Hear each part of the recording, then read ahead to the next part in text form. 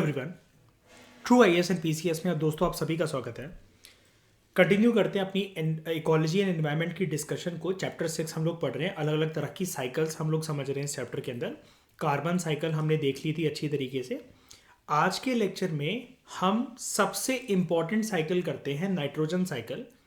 ये कभी साइकिल हमने बचपन में सुनी थी जब हम kinds of water cycle, carbon cycle और वो सुनते थे सिर्फ।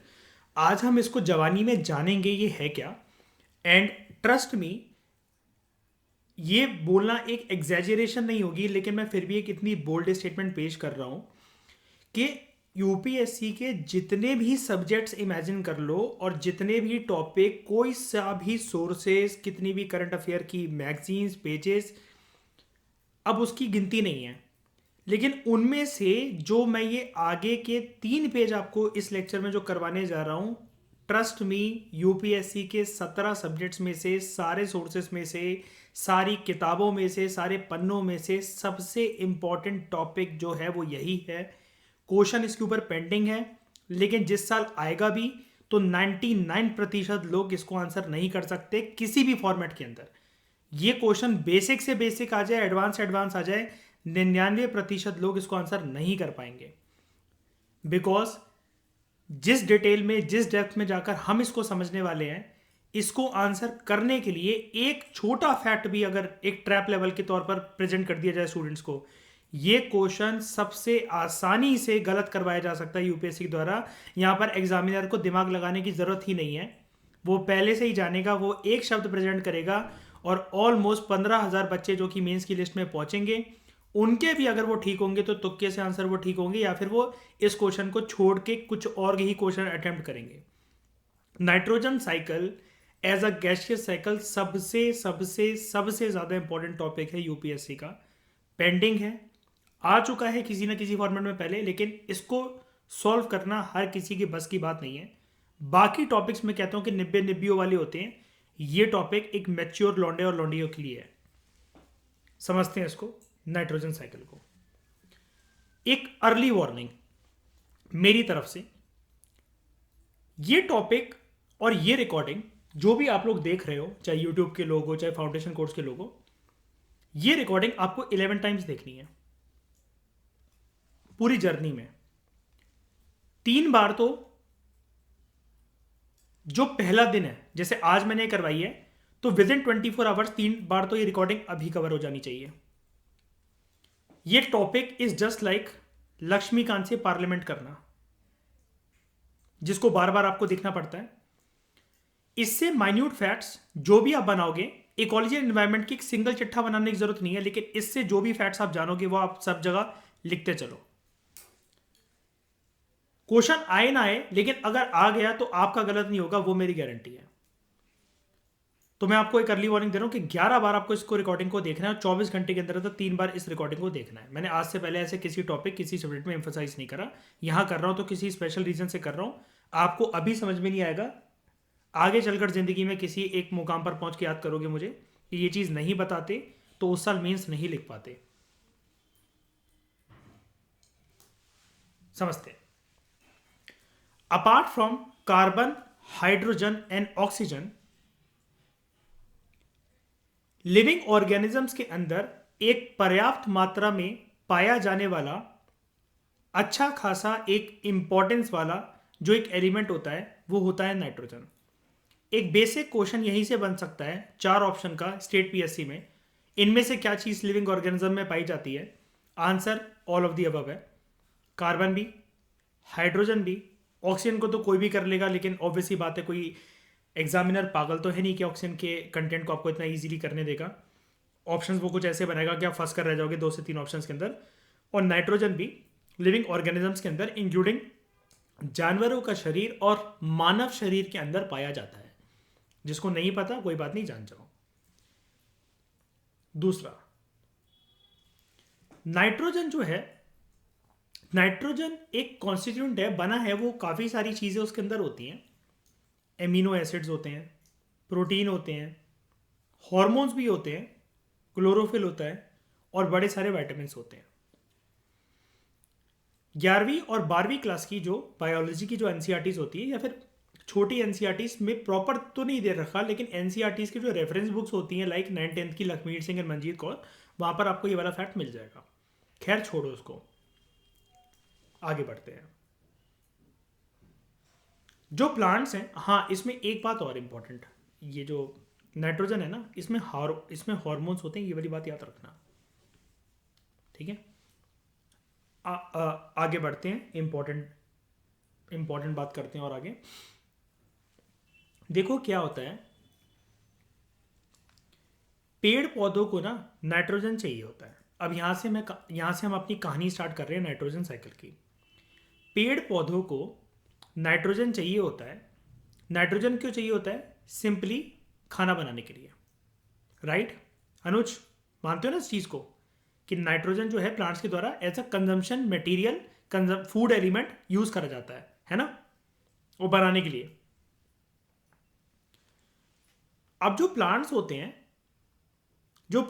हैं वो क्या है कि नाइट्रोजन चाहिए उनको, नाइट्रोजन चाहिए है, लेकिन वो नाइट्रोजन ना लिमिटेड मात्रा में अवेलेबल है, कुदरत के अंदर नहीं।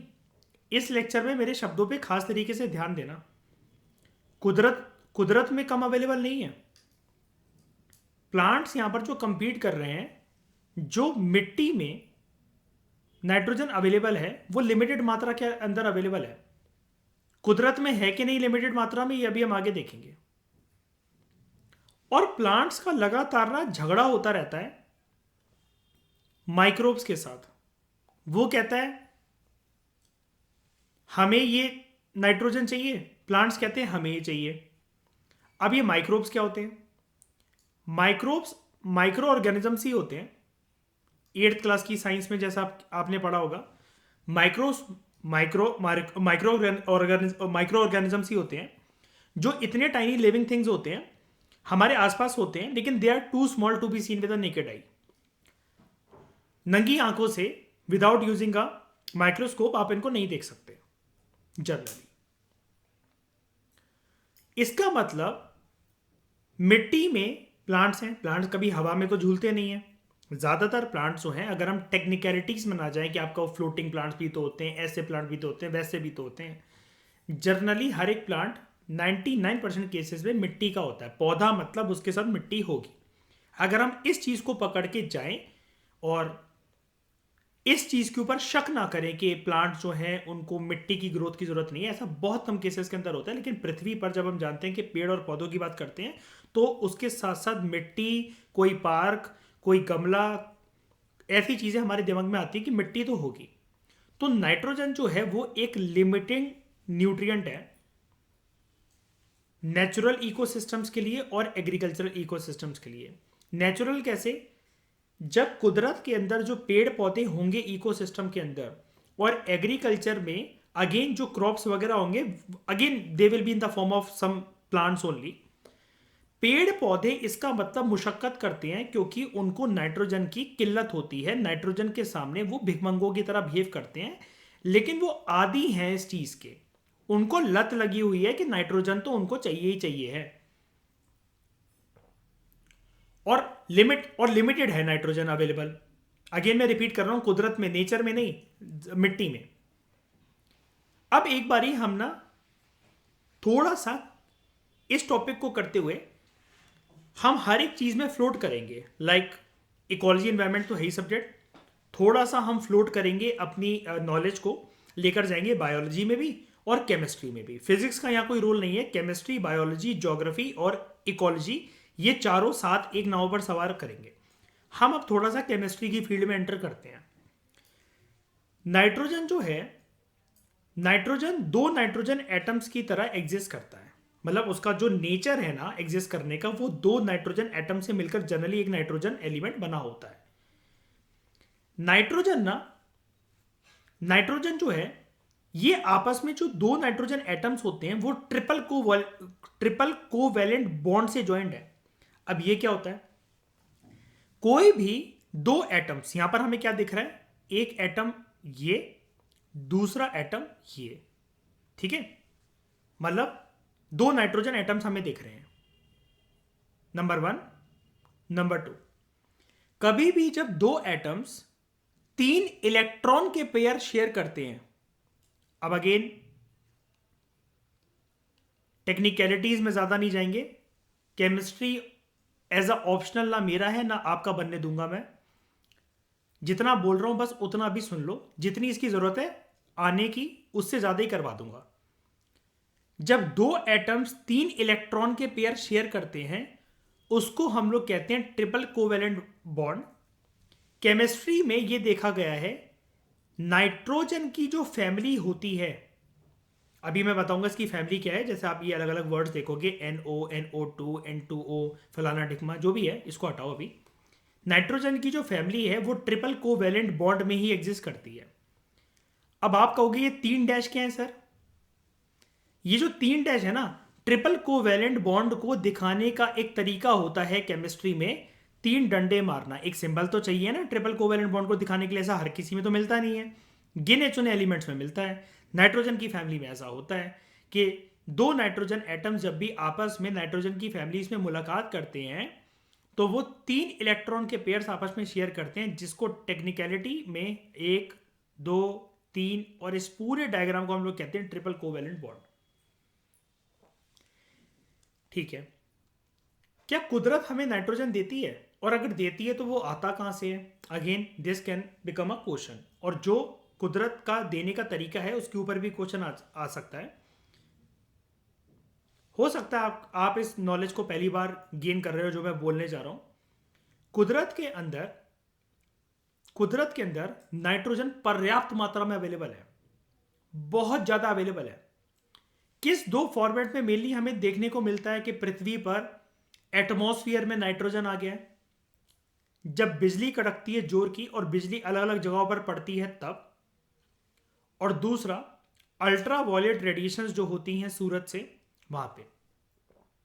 ये दो प्रक्रियाएं, बिजली कड़कना और अल्ट्रा वायलेट रेडिएशंस आना, अल्ट्रा वायलेट रेज आना, ये एनर्जी प्रोवाइड करती हैं नाइट्रोजन को। मतलब पृथ्वी पे पहले तो नाइट्रोजन लाती हैं, और लाइटनिंग और अल्ट्रा वायलेट रेडिएशंस नाइट्रोजन को एनर्जी भी प्रोवाइड करती हैं कि वो कभी कभार नाइट्रोजन कन्वर्ट हो जाता है। नाइट्रोजन कन्वर्ट होता है उसके ऑक्साइड्स में, यानी कि ऑक्सीजन एज अ मॉलिक्यूल को साथ में लेकर चलता है नाइट्रोजन, फिर अपने नाइट्रोजन को कन्वर्ट कर देता है लाइटनिंग और ultraviolet radiation into nitrogen oxides. अब नाइट्रोजन ऑक्साइड्स जो होते हैं, ये जो कन्वर्टेड होती है, 3 फॉर्मेट के अंदर बेसिकली हमें देखने को मिलते हैं, और भी होते हैं, लेकिन जनरली जो लाइटनिंग और अल्ट्रावायलेट रेडिएशन से मिलने वाली एनर्जी से जो नाइट्रोजन ऑक्साइड्स के अंदर कन्वर्ट हो जाता है, वो ऑक्साइड्स की 3 प्रजातियां हैं। एक है NO, नंबर 1 है NO। NO का मतलब होता है, ध्यान से सुनना, नाइट्रिक ऑक्साइड। Nitric oxide. एक और इसका नाम होता है नाइट्रोजन मोनोक्साइड। दूसरा NO2। NO2 का मतलब होता है नाइट्रोजन डाइऑक्साइड। N2O तीसरा,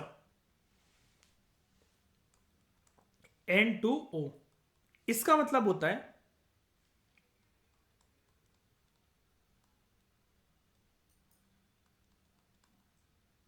नाइट्रस ऑक्साइड। नाइट्रस ऑक्साइड मतलब ये तो हमने नाम देख लिए, दे रखा था तो हमने पढ़ लिया। नाइट्रिक ऑक्साइड या नाइट्रोजन मोनोक्साइड है NO, नाइट्रोजन डाइऑक्साइड है NO2, N2O है नाइट्रस ऑक्साइड। नाइट्रस ऑक्साइड आपने देखा है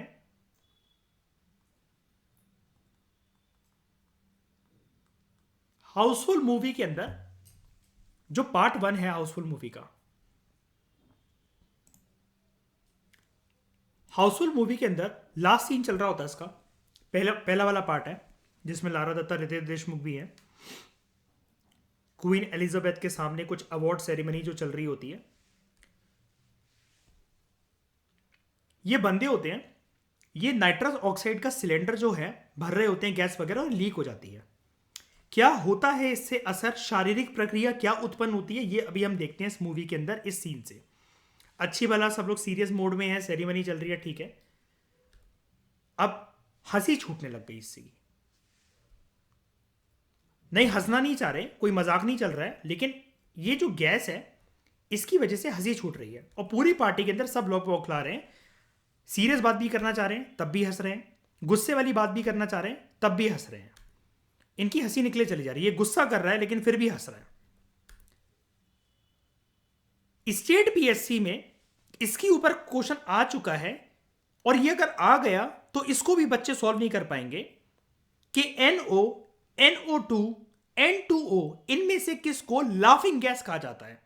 नाइट्रस ऑक्साइड को कहा जाता है लाफिंग गैस, जिसका सिंबल होता है N2O। यही है। इसमें आप चाहकर भी अपनी हंसी जो है वो रोक नहीं सकते, ठीक है। वो आपको हंसी होती ही रहती है। जैसा आप यहां पर देख रहे हो कि जो लोग सीरियस भी बात करना चाह रहे हैं, कुछ भी करना चाह रहे हैं, वो हंसते ही चले जा रहे हैं, वापस आते हैं।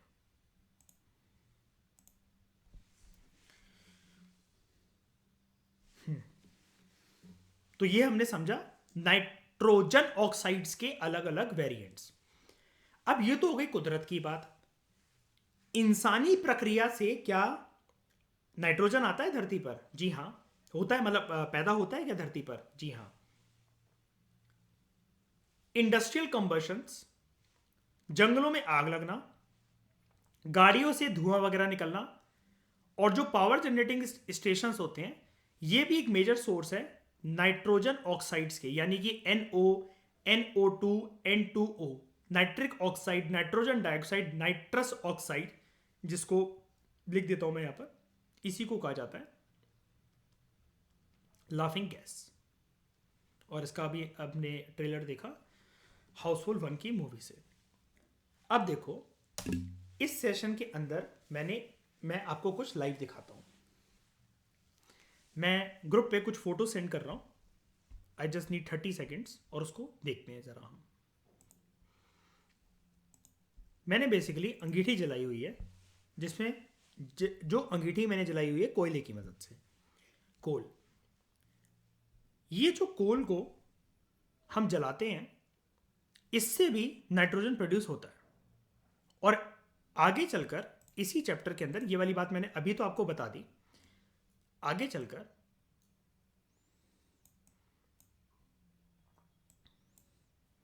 इसी के ऊपर अभी हम क्वेश्चन देखेंगे कि क्या इनमें से नाइट्रोजन ऐड होता है, इनमें से किसी में अगर कोई कोयला वगैरह जलता है।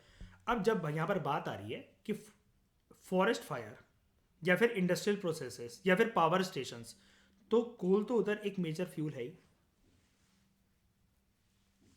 कोल तो इधर एक मेजर फ्यूल है ही फिर इन सब प्रक्रियाओं में।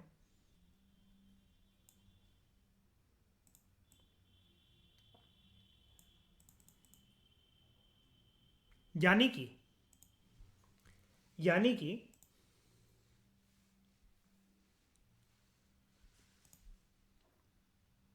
अगर मैं आपको एक चीज प्रेजेंट करूं अभी लाइव सामने,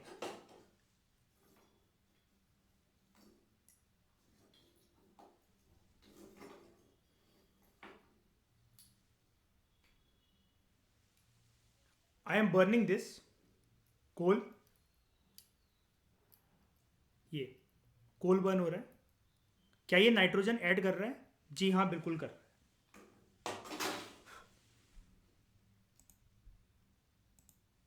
इसको याद रखना, इससे तो आपका क्वेश्चन सॉल्व हो जाएगा कि अगर आपने ये लाइव मेरे को देखा और रिकॉर्डिंग्स जब देखोगे, ठीक है। अब हमें एक नेचर समझ में आ गया कि कुदरत में एक तो कुदरत खुद और इंसान नाइट्रोजन प्रोड्यूस करते हैं अलग अलग प्रक्रियाओं से, ठीक है। उसमें से एक मेजर सोर्स है कोयला। हम वापस करते हैं प्लांट्स के दुखड़े पर आते हैं। प्लांट्स एक दुख व्यक्त कर रहा था हमसे, पेड़ पौधे, कि जब अभी हमने चीज देखी इतना पर्याप्त मात्रा में कुदरत के अंदर नाइट्रोजन अगर अवेलेबल है, ये पेड़ पौधे फिर भी भिखमंगे क्यों हैं? इनका दुखड़ा क्या है? इनका क्या रोना है हर बात पे? इनके लिए फिर ये चीज़ क्यों लिखी हुई थी कि इनके लिए नाइट्रोजन एक लिमिटिंग न्यूट्रिएंट है, ये लिमिटेड वे में ही उस न्यूट्रिएंट को अब्जॉर्ब कर सकते हैं, चाहे फिर वो नेचुरली कैसा भी इकोसिस्टम हो, नेचुरल हो एग्रीकल्चर हो, दोनों जगह में पेड़ पौधे प्लांटेशन क्रॉप्स ये सब तो मिलेंगे। वो इस वजह से पहले उसके लिए एक प्रक्रिया समझनी पड़ेगी हमें, नाइट्रोजन फिक्सिंग। राइटर हमसे ये कह रहा है, और मतलब राइटर क्या, विज्ञान हमें ये चीज़ बताती है, साइंस हमें ये चीज़ बताती है कि एटमॉस्फेयर के अंदर नेचुरल वे से अगर हम प्रकृति को देखें अगर अपनी, और उसमें से भी अगर हम एटमॉस्फेयर को देखें, तो यहाँ almost unlimited amount of supply है नाइट्रोजन की। There is an inexhaustible supply of nitrogen in the atmosphere. तो फिर भैया प्लांट्स का क्या दुखड़े हैं, ये पेड़ पौधे क्यों रोना मचा रखा है इन्होंने? जिस फॉर्म के अंदर एटमॉस्फेयर में अवेलेबल है ना, वो फॉर्म पसंद नहीं है प्लांट्स को।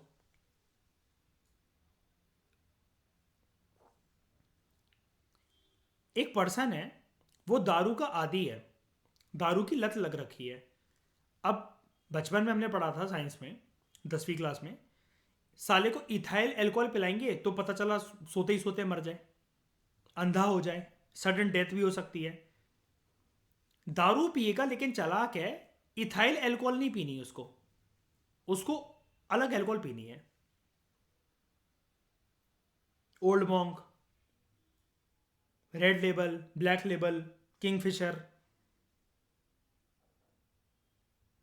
उसको लेकिन इथाइल अल्कोहल नहीं पीनी। सिमिलरली प्लांट्स के भी यहां पर कोई नखरे हैं।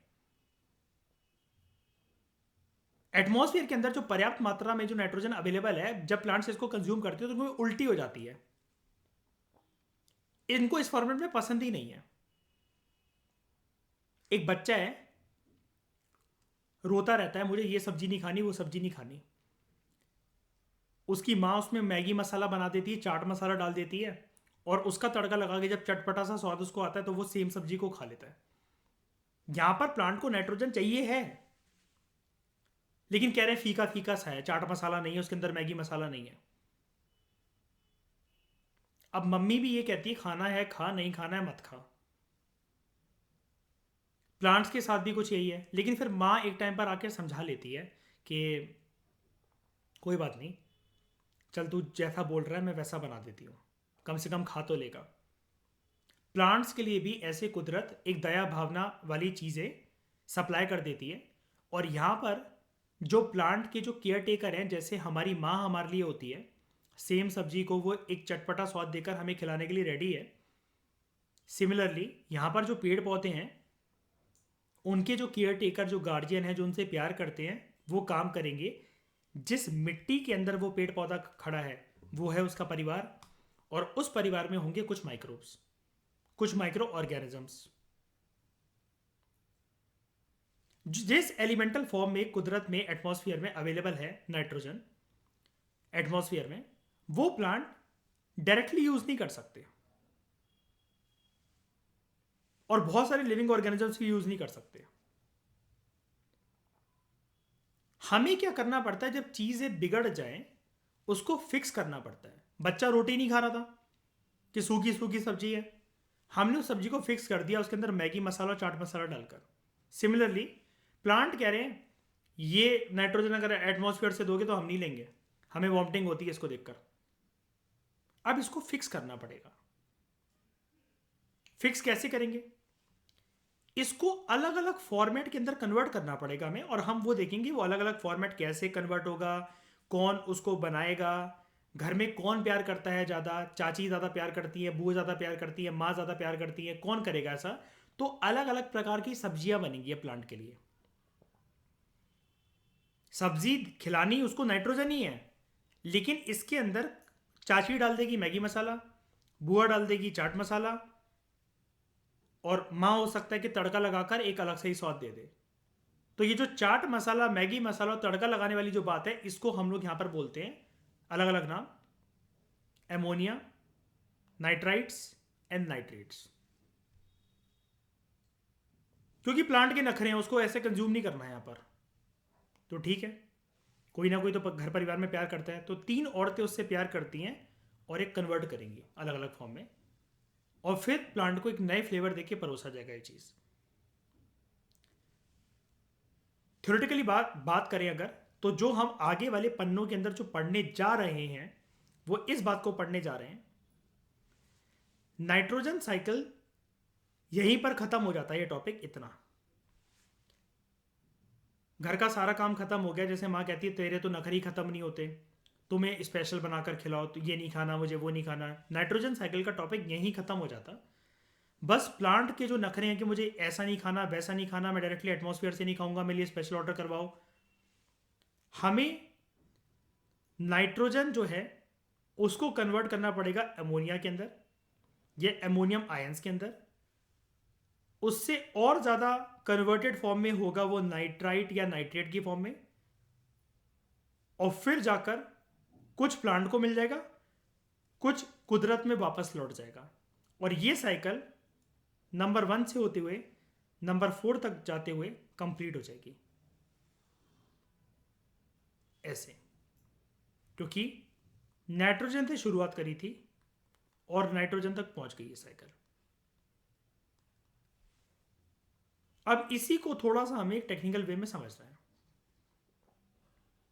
कि ये होगा कैसे, क्योंकि प्लांट के नखरे हैं।